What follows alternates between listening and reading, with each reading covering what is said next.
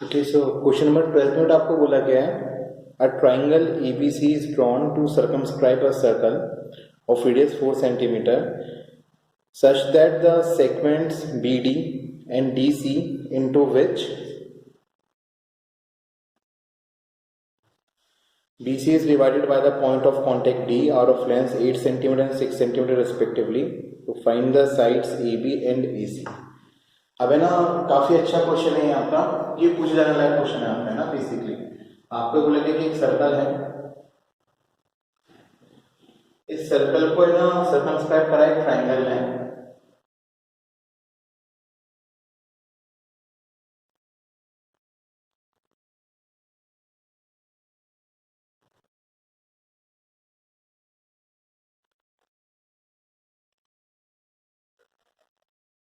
यार ये बहुत ही ज्यादा ही गंदा डायग्राम बनाया। चलो अपन दूसरा डायग्राम बनाते हैं। पहले काम करते हैं ना।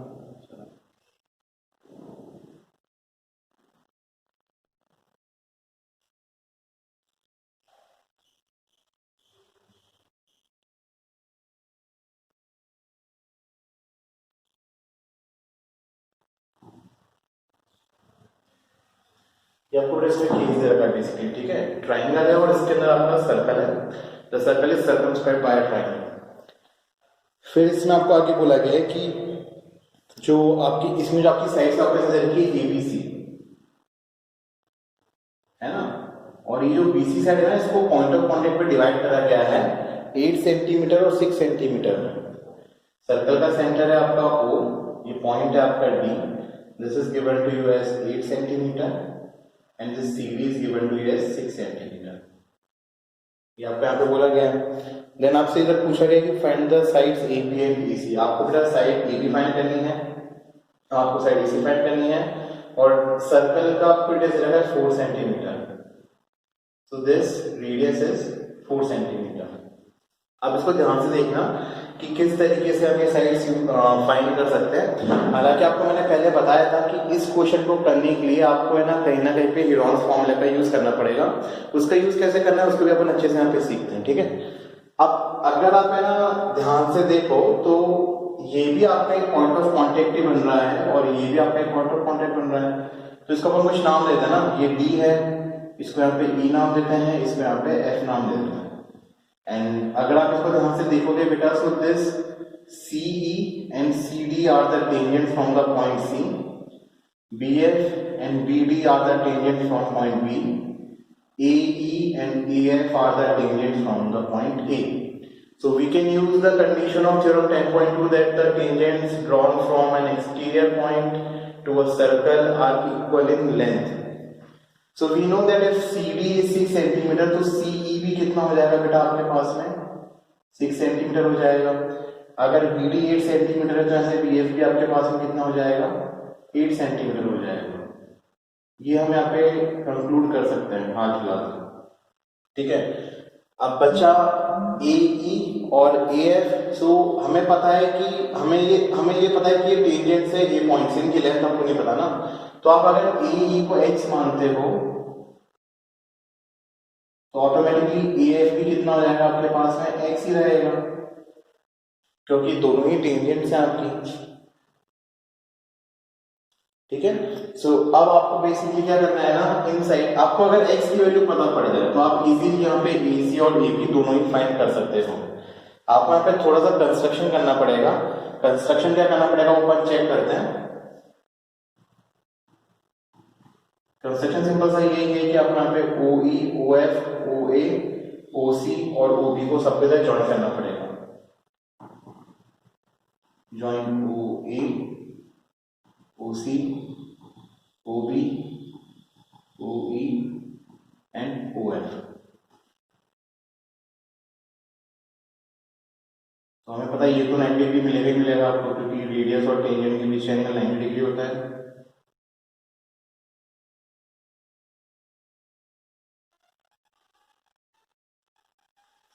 हमारा डायग्राम कुछ इस तरीके से हो जाएगा। अब इसको ध्यान से देखना, अगर आपसे पूछा जाए कि how can you apply the Heron's formula, so you know that the Heron formula is under root S minus A, S minus B and S minus C, where S is the semi perimeter of the triangle. तो सबसे पहले आप क्या करेंगे ना, semi perimeter निकालेंगे। उससे भी पहले आपको बताऊंगा हम ऐसा क्यों कर रहे हैं। देखो एक्स की वैल्यू निकालने का हमारे पास में हाथ पर तो और कोई तरीका है नहीं। हम क्या करेंगे ना, एक बार तो इस ट्राइंगल का एरिया निकालेंगे ह्यूरॉन्स फॉर्मूला से, और एक बार इसी ट्राइंगल का एरिया निकालेंगे नॉर्मल ट्राइंगल का जो बेसिक फॉर्मूला होता है, that is half into base into height से। दोनों एरियाज को हम आपस में क्या करेंगे, इक्वेट करेंगे। अब दोनों एरियाज को हम लोग इक्वेट क्यों करेंगे, क्योंकि डजंट मैटर कि आप एरिया ह्यूरॉन्स फॉर्मूला से निकाल रहे हो या ट्राइंगल के बेसिक फॉर्मूला से निकाल रहे हो, एरिया तो दोनों कंडीशन में सेम आना चाहिए। So from these two values of areas आपके पास में क्या होगा ना, एक्स की आपके पास में इक्वेशन बनेगी एक्स की टर्म्स में, और उस इक्वेशन को सॉल्व करके फिर आप लोग क्या कर सकते हो, एक्स की वैल्यू निकाल सकते हो। देखते जाना किस तरीके से इसकी वैल्यू निकलती है। तो सबसे पहले हम लोग क्या करेंगे ना, यहाँ पे सेमी पेरिमीटर निकालेंगे। Now S will be equal to A plus B plus C upon 2। अब A लेंथ कितनी है आपके पास में, 8 plus 6 that is 14। B length कितनी है, x plus 6, और C लेंथ कितनी है, x plus 8। बोला बॉन्ड में क्या आएगा, यहाँ पे 2 आएगा। तो this will be equal to 14 plus 6 20 plus 8 28। x plus x कितना हो जाएगा, 2x, और अपॉन में क्या है 2। आपके टाइम न्यूमरेटर में से 2 कॉमन आ रहा है, अंदर क्या बचेगा आपके पास में 14 प्लस x, नीचे 2 है, 2 से 2 कैंसिल आउट हो जाएगा। तो ultimately you will get semi perimeter as x plus 14 centimetre. Unit लगा देना, क्योंकि हमें पता है कि जो बाकी की जो यहाँ पे एक साइड दे रखी है वो सेंटीमीटर में दे रखी है, तो हम लोग सारी साइड्स में यहाँ पे सेंटीमीटर के टर्म्स में लेना है। ठीक है, अभी हमारे पास में s आया है। Now we will find the area of triangle.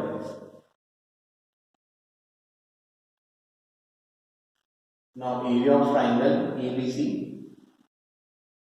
हम लोग बेटा यहाँ पे राउंड फॉर्मूले का यूज करने वाले हैं, S into S minus A into S minus B into S minus C। अब S आपके पास में कितना है, x प्लस 14 है ना, keep this in bracket, bracket लगा के रखना, S माइनस A। देखो S आपके पास में x प्लस 14 आया है और A कितना था, 14 था, तो x प्लस 14 में से 14 को माइनस कर दो तो आपके पास में क्या बचेगा, x ही बचेगा। आप चाहो तो पूरा भी लिख सकते हो यहाँ पे s minus b, x plus 14 में से x प्लस 6 को माइनस कर देना, तो आप कैसे बचेगा, x plus 14 minus x minus 6, यहाँ पे आएगा x plus 14 minus x minus 8। ठीक है, इसको थोड़ा सिंप्लीफाई कर ले, x plus 14 as it is रहने वाला है, यहाँ पे 14 से 14 कट जाएगा, बचेगा क्या x, यहाँ x से x कट जाएगा, 14 माइनस 6 कितना होता है, 8 होता है, यहाँ पे भी x से x कटेगा, 14 माइनस 8 कितना होता है, 6 होता है। So this will be the area of triangle ABC square, sorry centimetre square, क्योंकि हमें पता है कि लेंथ आपकी सेंटीमीटर में ही है। तो ये हमारे पास में एरिया आ गया, बट यहाँ से हमारे पास में x की वैल्यू निकल के नहीं आने वाली, ना ही यहाँ से हमारे पास में एग्जैक्टली एरिया की वैल्यू निकल के आने वाली है। हम लोग तो क्या करेंगे ना, इसी ट्रायंगल के एरिया को दूसरे तरीके से भी निकालेंगे और फिर दोनों इक्वेशंस को आपस में इक्वेट करेंगे। मतलब जो दोनों एरियाज की वैल्यू आई है ना, इनको आपस में इक्वेट करके अपना x की वैल्यू निकालेंगे। अब अगर आप बेटा इस ट्रायंगल को ध्यान से ऑब्जर्व करोगे ना, तो इस ट्रायंगल को अपन ने 3 पार्ट्स के अंदर डिवाइड करा है, triangle OAC, triangle OCB, triangle OBA। अगर आप इन तीनों ट्रायंगल्स का एरिया फाइंड कर लोगे तो आपके पास में टोटल ट्रायंगल का एरिया भी आ जाएगा। तो अपन यहां से एक और इक्वेशन बनाने की कोशिश करते हैं, also area of triangle ABC will be equal to area of triangle OAC plus area of triangle OCB plus area of triangle OBA।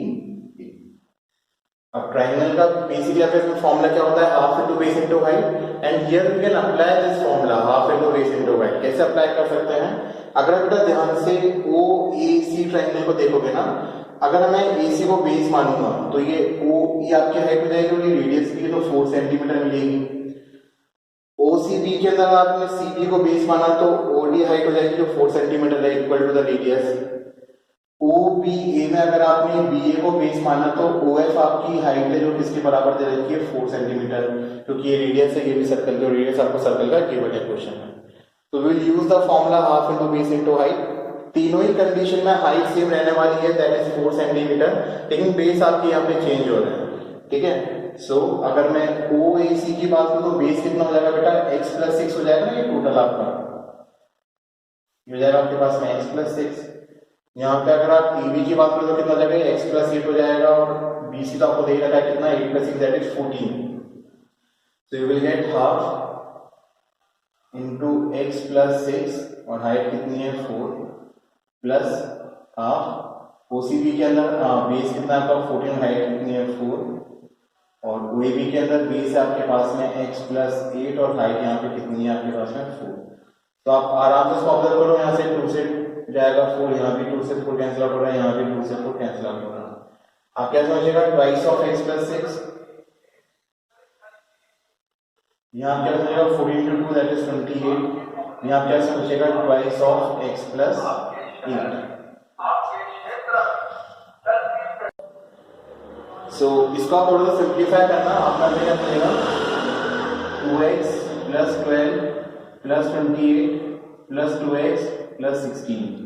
तो 2x plus 2x will give you 4x, 12 plus 20 is 40, 40 plus 16 is 56। आप चाहते हैं 4 common ले सकते हो, आपके अंदर क्या बचेगा x प्लस 14, और यूनिट इसकी भी क्या रहेगी मेरा centimetre square. So this is equation number 2। सो अगर आप ध्यान से ऑब्जर्व करोगे तो फर्स्ट में भी आपको एरिया ऑफ ट्रायंगल एबीसी मिला था, और सेकंड से भी आपको एरिया ऑफ ट्रायंगल एबीसी मिला है। सो दोनों ही कंडीशन के अंदर आपको एक ही ट्रायंगल का एरिया मिल रहा है ना, तो eventually both the areas will be equal to each other. So now we can equate 1 and 2। हम यहाँ पे 1 और 2 को इक्वेट कर सकते हैं। चेक करते हैं उससे कि हमारे पास में x की वैल्यू आएगी कि नहीं आएगी।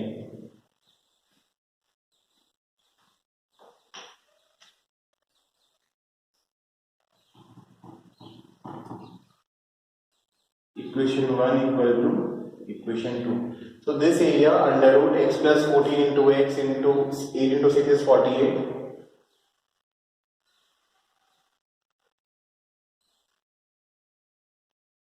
This will be equal to 4 times of x plus 14. अब यहाँ से बेटा अपन x वैल्यू निकाल सकते हैं, बट उसके लिए हमें इस स्क्वायर रूट में ऐसा लाना पड़ेगा। So now we will square both sides of this equation. अपन दोनों तरफ यहाँ पे स्क्वायरिंग कर देंगे। So on squaring both the sides,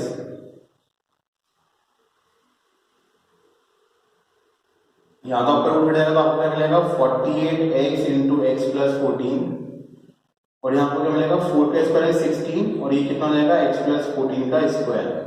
तो एक x प्लस 14 से आप एक x प्लस 14 को तो कट कर सकते हो। अब यहाँ पे आपके इसमें क्या बचेगा 48x is equal to 16x, and 16 into 14 कितना होता है, सॉल्व कर लेना है, टेबल तो याद नहीं है अभी भी।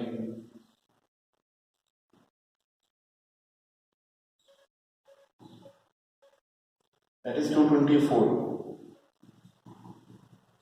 ओके, अब इसको आप ध्यान से करना, तो 16 का आपने ट्रांसपोज करना, तो ये 48x minus 16x is equal to 224।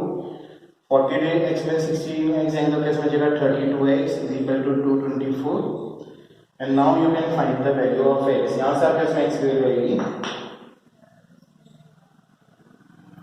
This x will be equal to 224 upon 32।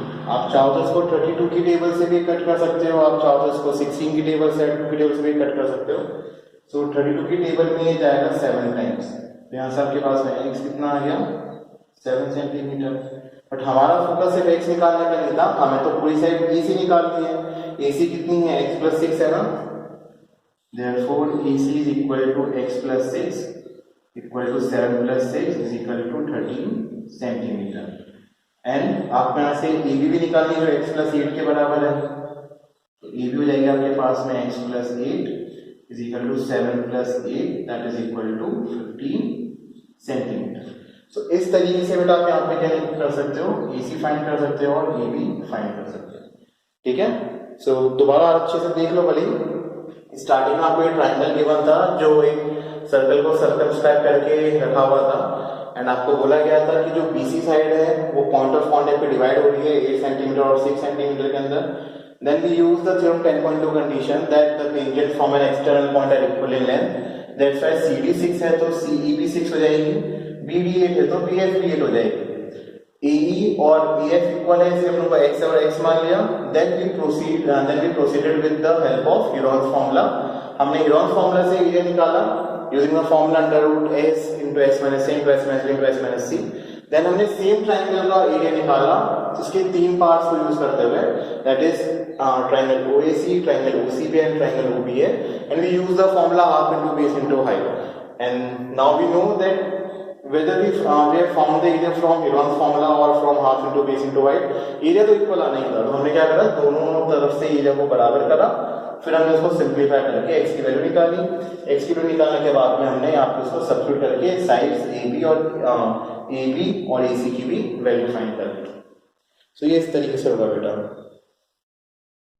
Question number 13 में आपको बोला है prove that opposite sides of a quadrilateral circumscribing a circle subtend supplementary angles at the center of the circle. अब अच्छा question है बेटा. इसमें आपको क्या बोला गया, इसमें ध्यान से समझना कि आपके पास में कोई से भी क्वाड्रिलेटरल है जो एक सर्कल को सर्कमस्क्राइब कर रहा है. ठीक है, पहले अपन सर्कल बना लेते हैं.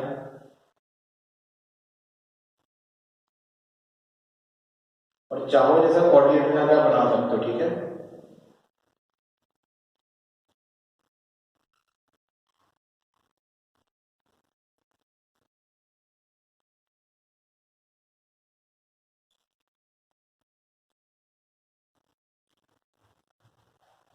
This is a quadrilateral, इधर अपन पॉइंट्स मार्क करते हैं इसके ABCD. इसके वर्टेक्स हो गए, दिस इज सेंटर O. अब आपको बोला गया कि जो इसकी साइड्स है ना, अपोजिट साइड्स वो बेसिकली सप्लीमेंट्री एंगल सबटेंड कर रही है सेंटर के ऊपर. ठीक है, अब ये भी सिंपल ही है, इतना हार्ड नहीं है.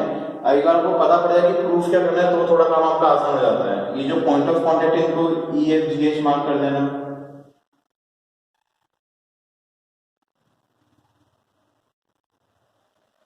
ठीक है, so you have to do sir construction here. Construction ये करना है कि join OE, OC, OF, OB, OG, OA, OH and OD, ये सबको जॉइन कर दो इसके यहाँ पे, है ना.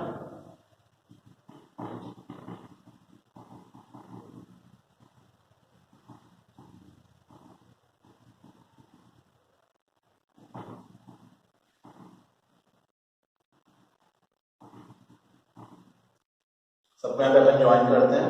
लेट्स सी हमें क्या मिलेगा फिर.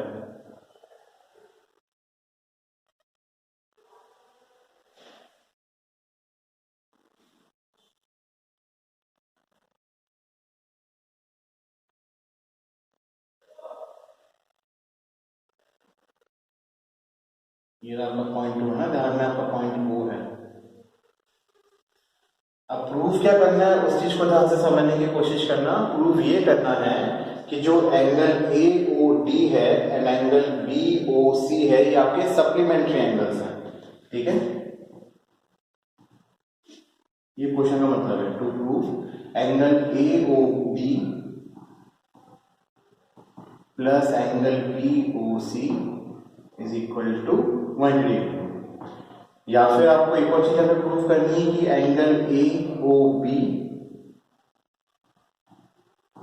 Plus angle COD is equal to 180 degree. ये दोनों तरफ से आपके पास यहाँ पे सप्लीमेंट्री एंगल बन रहे हैं. You know the meaning of supplementary angles, that the sum of two angles is 180 degree. ठीक है, अब चेक करते हैं कि इसको हम कैसे प्रूफ कर सकते हैं. You can label the angles here. आप चाहो तो एंगल्स को लेबल कर सकते हो. हालांकि हम लोगों को पता है, हम लोगों ने पहले यूज भी करा है. यहाँ पे हमने कॉन्ग्रुएंसी का यूज कर रखा है प्रीवियस क्वेश्चंस के अंदर. हमें पता है कि किस तरीके से हम यहाँ पे ट्रायंगल्स को कॉन्ग्रुएंट प्रूफ कर सकते हैं. बिकॉज ये जो एंगल बनेंगे आपके 90 डिग्री के बनने वाले हैं, क्योंकि रेडियस और टेंजेंट के बीच के एंगल 90 डिग्री होते हैं. अब इसके बाद आपका थ्योरम 10.2 भी अच्छे से इस्तेमाल होगी और थ्योरम 10.1 भी अच्छे से इस्तेमाल करी जाएगी. ठीक है, so you can mark the angles. इस एंगल का पे 1 नाम दे देना. ये एंगल हो जाएगा 2, एंगल 3, एंगल 4, 5, 6, 7, 8. मैंने इन 8 एंगल्स को 1 2 3 4 5 6 7 8 नाम दे दिया. आप चाहो तो एंगल्स को बिना नाम दिए भी प्रोसीड कर सकते हो, उसमें भी कुछ गलत नहीं होगा. वहां से भी आप इजीली प्रूफ कर पाओगे. ठीक है, ऐसा कोई मैंडेटरी नहीं है. ये बस आपके थोड़ा सा कंफर्टेबल हो जाओगे आप लिखने में, बार बार एंगल वर्ड यूज नहीं करना पड़ेगा इतना सारा ज्यादा। अब इसको बेटा ध्यान से देखना, अगर आप बात करो, ठीक है ना, अपन एक तरफ के ट्राइंगल को कॉन्ग्रुएंट प्रूव करेंगे, then we will use the word similarly, हम उसका यूज करेंगे, हमें बार बार एक ही चीज को रिपीट नहीं करना होता है पे, ठीक है, क्योंकि congruency is a concept of 9th class, so we can use the word similarly here. अब इसको ध्यान से देखना, आपको यहाँ पे ट्राइंगल दिख रहा होगा, triangle D O E and triangle D O H, so we will take these two triangles, in triangle D O E and triangle DOH। आपको अच्छे से पता है बेटा कि इसके अंदर ना जो DO है ये आपकी कॉमन साइड है, DO is equal to DO common, जो DE है ये BH के इक्वल है, tangent from same exterior point, DE equal to DH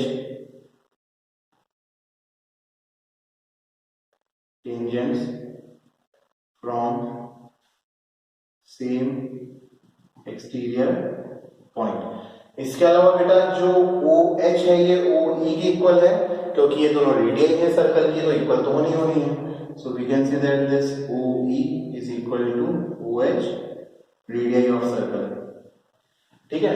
सो दोनों ट्राइंगल की तीनों कॉरस्पॉन्डिंग साइड्स आपकी कैसी आ रही है, इक्वल आ रही है, so we can say that by SSS congruency the triangles are congruent. आप चाहते तो यहाँ पे RHS कॉन्ग्रुएंसी का यूज कर सकते थे, हालांकि हमने कल जो क्वेश्चन किया था वहां पे हमने RHS कॉन्ग्रुएंसी का यूज किया था, तो इस टाइम अपन SSS कॉन्ग्रुएंसी का यहाँ पे यूज कर लेते हैं, ठीक है।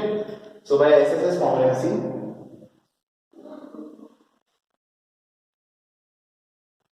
Triangle DOE is congruent to triangle DOH, and अगर आपके दोनों ट्राइंगल्स कॉन्ग्रुएंट है तो इनके कॉरस्पॉन्डिंग पार्ट्स भी इक्वल होंगे, so we can say that this angle 1 is equal to angle 2, therefore angle 1 is equal to angle 2 by CP/CD। इसी तरीके से बेटा आप एंगल 3 को एंगल 4 के इक्वल प्रूव कर सकते हो, 5 को 6 और 7 को 8 के, so there is no need to prove all these pair of triangles congruent to each other again and again, we can just use the word similarly and हम directly relation यहाँ पे लिख सकते हैं। similarly एंगल 3 एंगल 4 के equal होगा, angle 5 जो होगा एंगल 6 के इक्वल होगा,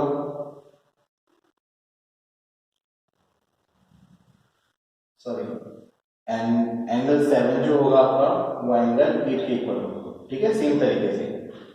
अब आपको बेटे एक कंसेप्ट पता होना चाहिए कि किसी भी पॉइंट के ऊपर आप कितने भी एंगल सबटेंड कर रहे हो, ठीक है ना, the sum of all the angles subtended at a point is always 360 degree.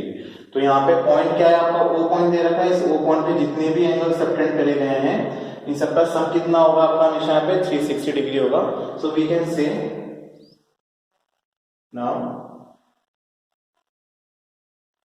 The sum of all the angles subtended at a point is 360 degree. So angle 1 plus 2 plus 3 plus 4 plus 5 plus 6 plus 7 plus 8 is equal to 360 degree.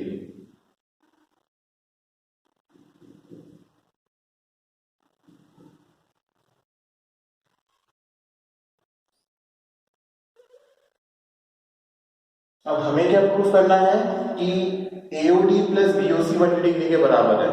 अब देखो यहाँ पे बेटा आपको कुछ नहीं करना, बस है ना सब्स्टिट्यूशन का इस्तेमाल करना है। हमें पता है कि एंगल 2 जो है वो एंगल 1 के इक्वल है ना, तो on place of angle 2 we can replace angle 2 by angle 1। तो इसको अपन यहाँ पे क्या लिख देते हैं, एंगल 1 प्लस एंगल 1 प्लस हमें 3 और 4 में से हमें किसकी रिक्वायरमेंट है, 4 की रिक्वायरमेंट है ना, क्योंकि BOC के अंदर तो 4 आ रहा है, तो अपन क्या करेंगे ना, एंगल 3 को एंगल 4 से रिप्लेस कर देंगे। इसको हम लिख सकते हैं एंगल 4 प्लस एंगल 4 प्लस 5 और 6 में हमें 5 की रिक्वायरमेंट है, तो अपन 6 को रिप्लेस कर देंगे एंगल नंबर 5 से, क्योंकि 5 और 6 बराबर है एंगल 5 प्लस एंगल 5। और 7 और 8 के अंदर से हमें 8 की रिक्वायरमेंट है, तो हम एंगल 7 को एंगल 8 से रिप्लेस कर देंगे, क्योंकि दोनों आपस में इक्वल है। So angle 8 plus angle 8 is equal to 360 degree. Now angle 1 plus angle 1 is twice of angle 1. Angle 4 plus angle 4 is twice of angle 4. This will give you twice of angle 5 plus twice of angle 8 is equal to 360 degree. आप चाहो तो यहीं भी सब में से 2 common निकाल सकते हो, ठीक है। अंदर आपके पास में क्या आ जाएगा, angle 1 plus angle 4 plus angle 5 plus angle 8 equal to 360 degree. अब बेटा ध्यान से देखना, एंगल 1 और एंगल 8 मिलके क्या बना रहे हैं, एंगल AOD। तो 1 प्लस 8 को मैं लिख सकता हूँ AOD twice of angle AOD। Angle 4 और 5 मिलके क्या बना रहे हैं, एंगल BOC। तो इसको हम लिखते हैं यहाँ पे angle BOC is equal to 360 degree. इस 2 को क्रॉस मल्टीप्लाई करोगे 360 के नीचे, तो उसको कैंसिल करके कितना कर देना, यहाँ पे 180 डिग्री कर देगा। तो यहाँ से आपके पास में angle AOD plus angle BOC किसके इक्वल आ गया, 180 डिग्री के इक्वल आ गया। और यही चीज तो आपको प्रूव भी करनी थी ना कि angle AOD plus angle BOC किसके इक्वल है, 180 डिग्री के इक्वल है, और वो यहाँ पे प्रूव हो चुका है। सो हमने प्रूव कर दिया कि ये दोनों एंगल्स आपके कैसे हैं, सप्लीमेंट्री हैं। अब अच्छी बात, इस सेकंड वाली चीज प्रूव करने की तो ये भी आप डायरेक्टली कर सकते हो। यहाँ जो हमने रिप्लेसमेंट किया था ना, इसी रिप्लेसमेंट को उल्टा कर देना, या तो वहां से प्रूव कर देना। अगर वो भी नहीं करना चाहते तो आप डायरेक्टली यहाँ से भी प्रूव कर सकते हो। किस तरीके से चेक करते हैं,